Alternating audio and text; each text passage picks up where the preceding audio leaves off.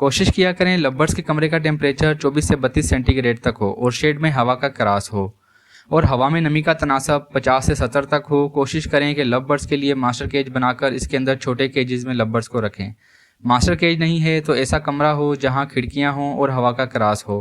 Master cage का ये फ़ायदा होगा कि अगर कोई बर्ड्स छोटे केज से बाहर निकल भी आएगा तो वो मास्टर केज या कमरे में ही रहेगा।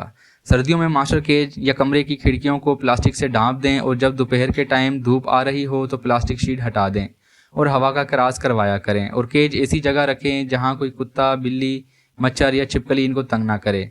गर्मियों के मौसम में अपने शेड को एक तरफ से एयर कूलर और दूसरी तरफ एग्जॉस्ट या कोई रोशनदान बनाएं ताकि एयर कूलर की हवा बाहर निकल जाए। और गर्मियों में बर्ड्स को दोपहर की गर्म हवा से और लू से बचाया करें। गर्मियों में परिंदों को सुबह के वक्त जो है पानी में ORS या कोई इलेक्ट्रोलाइट पिलाया करें। दोपहर में पानी तब्दील कर दिया करें।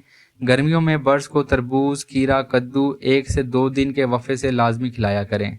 अगर आपके शेड पर डायरेक्ट धूप लगती है तो शेड का टेम्परेचर कंट्रोल करने के लिए कोई मुनासिब बंदोबस्त किया करें।